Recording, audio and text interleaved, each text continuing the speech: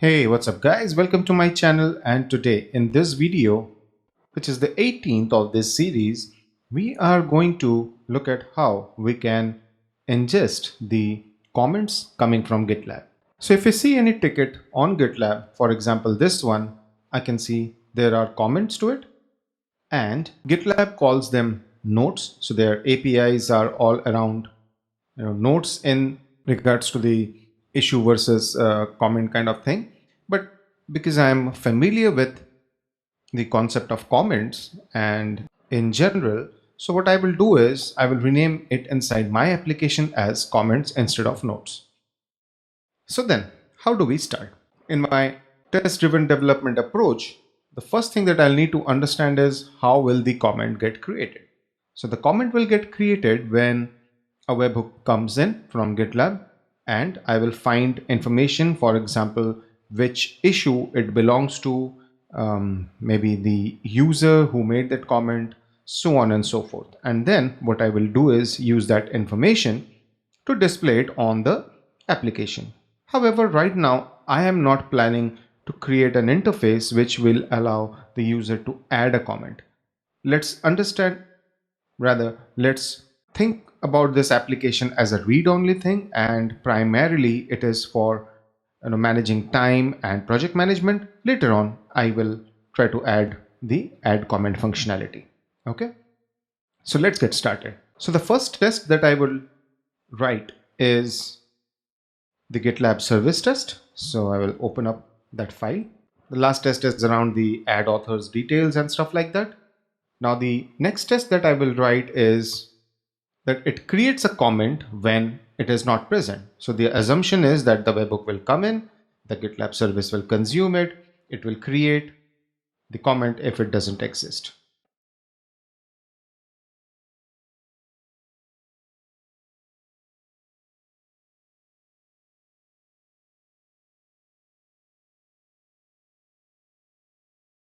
So I am expecting that there will be sample data based on a webhook JSON file, which is GitLab comment, which is this.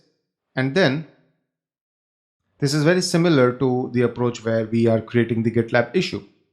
So now I don't have the JSON, we will create that, but that's the assumption. And then I'll spin up this instance of service. I'll expect a method called create or update comment. And then I will assert that the comments table has an entry where GitLab ID is sampledata.id and the body is some random comment. Actually not. Well, I will change it a bit. Let's first try to predict that it just creates it rather than some custom thing. So project ID. Now, obviously how I am doing it, I have a little bit of sense about the JSON, but let's first create that JSON file. Inside my tests folder, there is a fixture folder where I will add this file. And now how do we get that JSON? Well, that's where ngrok will come into picture. I'll add a comment. I'll get this request. And yes, this is a bad request because right now my application is not geared to handle that, but I will still get the payload, which I will save it over here. Okay. So with this in place, ideally I should be able to run this test and it should fail. So let's see. Yes. It says, first of all, that the create or update comment is not present. So why don't we first create that?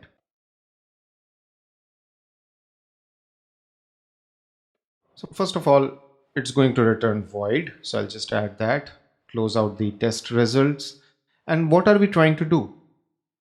We are expecting to create a comment. Now, obviously we don't have the comment model. So why don't we first create that? So comment, I'll create a model, name is comment, and there will be a couple of tables which I want to do. So what I will do is quickly create that.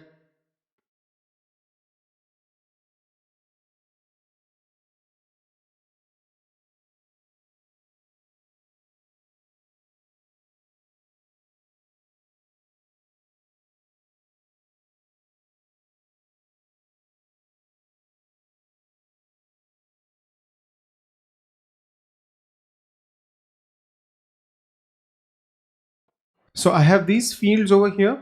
I have the GitLab ID, which is the GitLab ID of that particular comment or note in GitLab, the author who created that.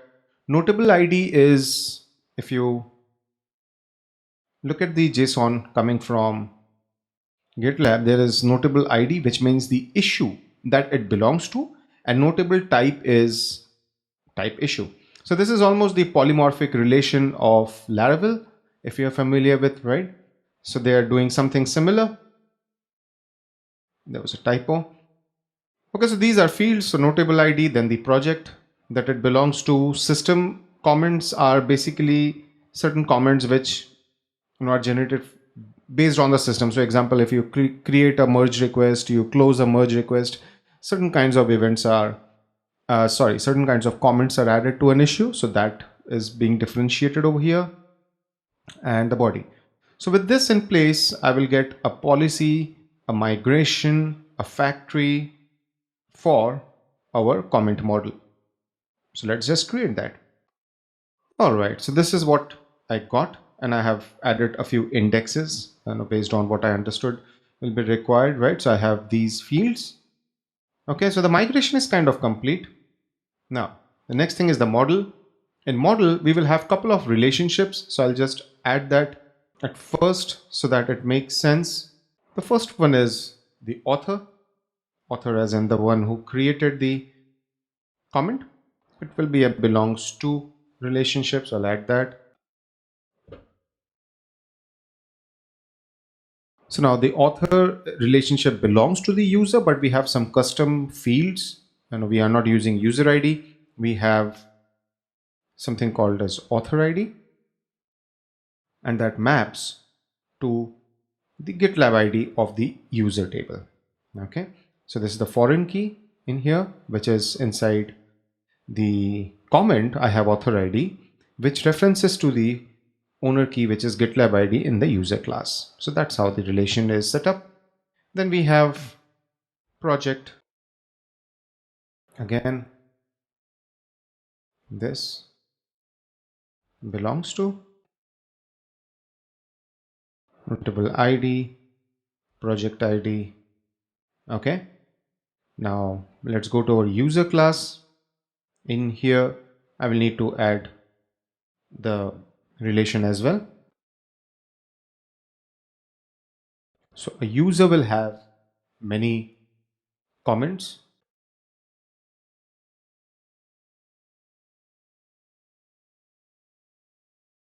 The relation between the user and the comment is not through the user ID, but through the GitLab ID. So I'll just mention that as well.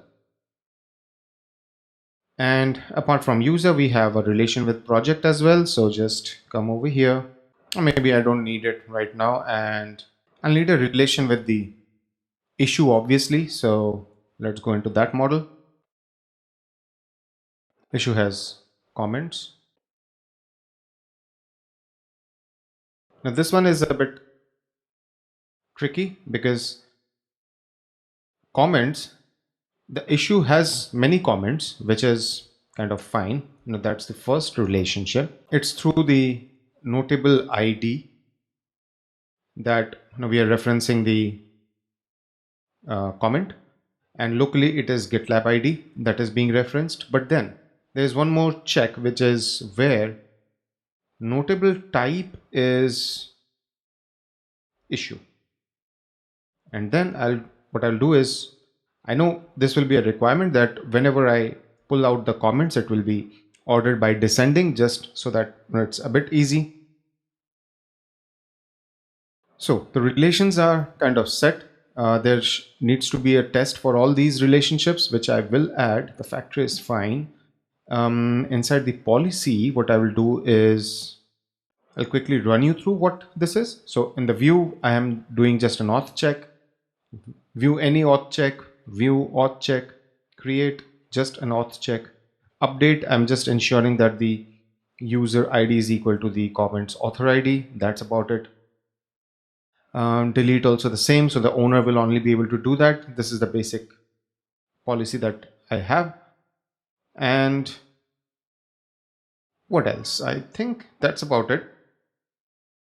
We have written a lot of code, but we haven't started our test. So why don't we start with that? So now I have the model. So what I can do is I can definitely say comment,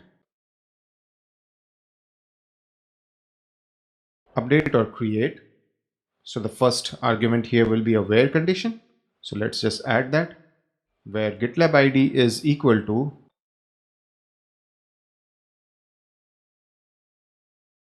I'll expect this parameter. So over here it will be .id.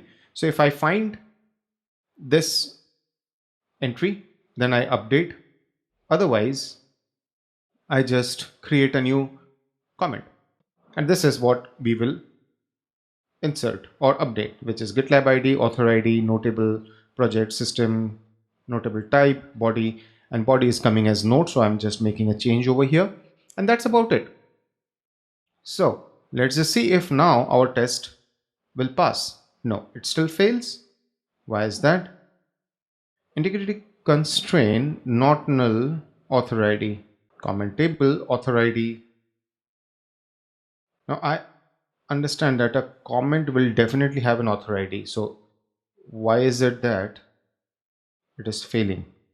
Author ID is GitLab comment data author ID. So what is my JSON data looking like? Where is my JSON? GitLab comment JSON. This is my project. There should be an object attributes, and I have author ID. So what is the problems? 917644. But yeah, anyways, I do have that. So what could be the reason? Let me see. Is there a mistake that I'm doing? Why don't we do a DD and check sample data? So I have author ID. Definitely.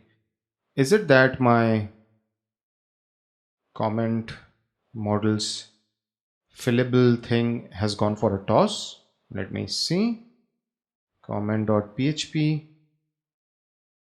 Author ID is there. AUTH. Okay, I made a mistake. It's a D, which doesn't really make sense. So there's a typo in my model migration. No, not in the migration. That's a bit weird. Okay, because I kind of copy pasted that. I think I will have a problem with my factory. Comment factory. Yes. What else? I think that's about it. Let's look at the service author ID, right? So now if I get rid of this and if I run my test, it is passing. So I was immediately able to even figure out a problem that I had because of that typo. But anyways, this is now solved, and what we can see is our first test, which is when a webhook is coming, we are able to create a comment. And the second test will be quite straightforward, which is it updates a comment when it is present. So if I get a second webhook with the same kind of details, it should update that. So I'll just first create updates a comment when it is present. So this is fine. Additionally, what I will just do is maybe change the body. Sample data. In the JSON, it will be note. So some